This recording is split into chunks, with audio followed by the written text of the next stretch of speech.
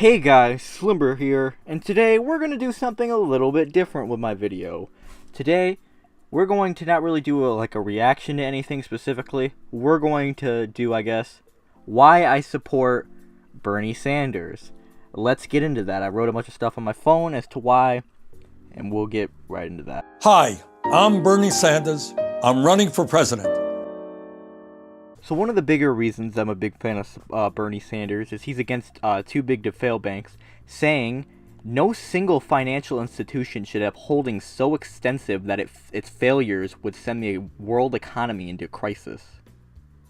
Which I feel like should be common sense, but sadly isn't.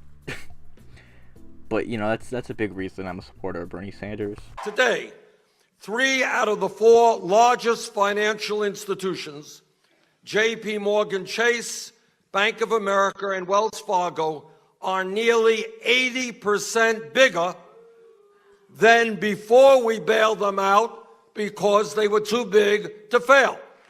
If a bank is too big to fail, it is too big to exist.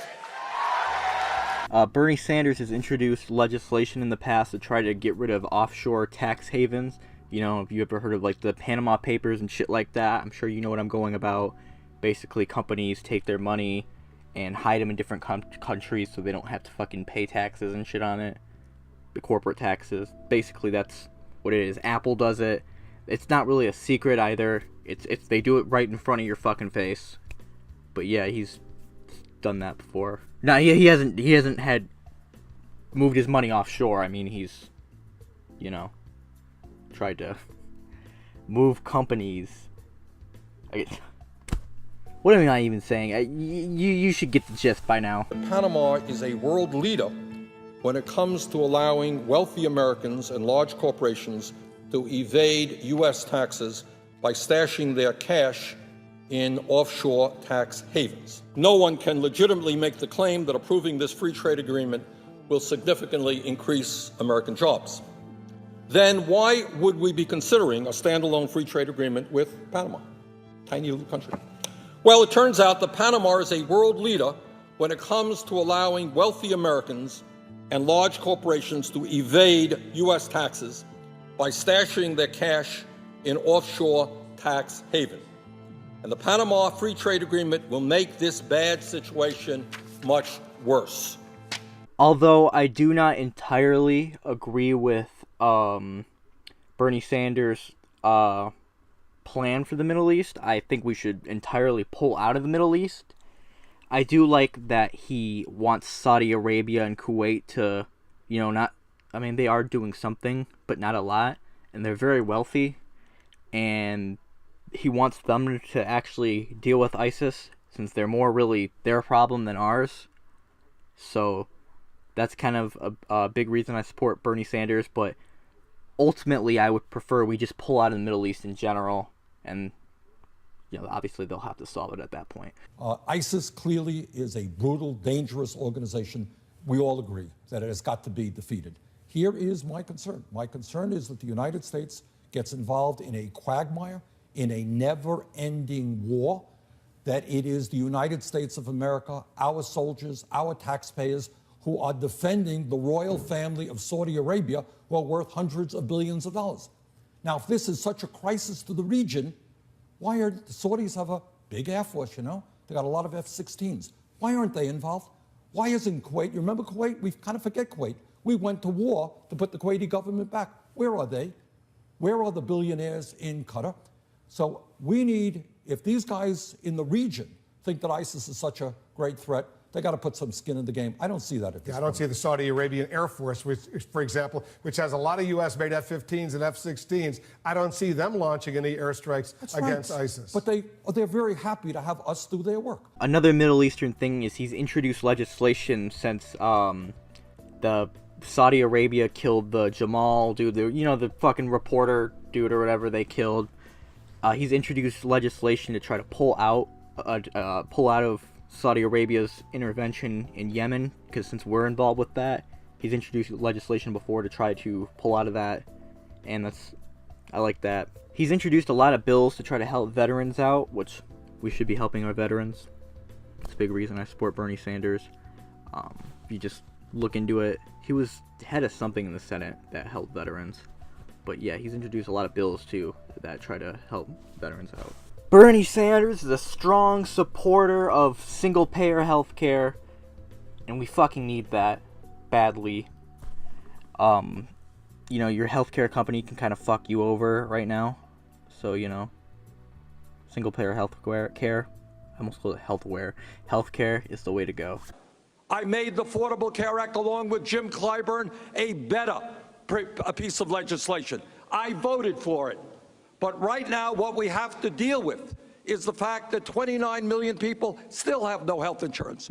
We are paying the highest prices in the world for prescription drugs, getting ripped off.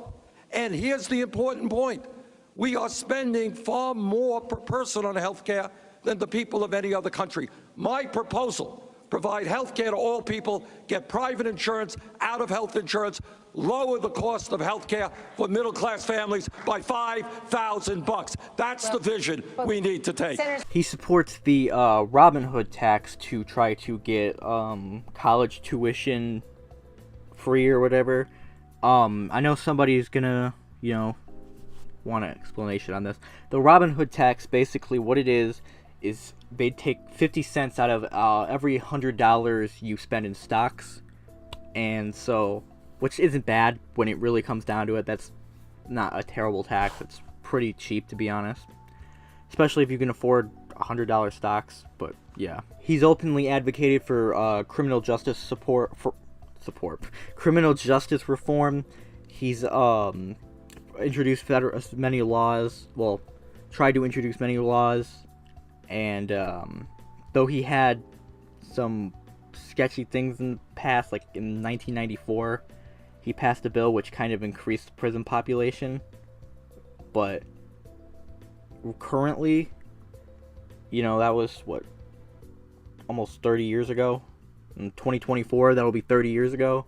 So if he is president in 2020, that'll be 32 years ago by the time his fucking presidency ends. I mean, he doesn't run again, you know, he probably will run again, but you know what I mean? Like, I support criminal justice reform.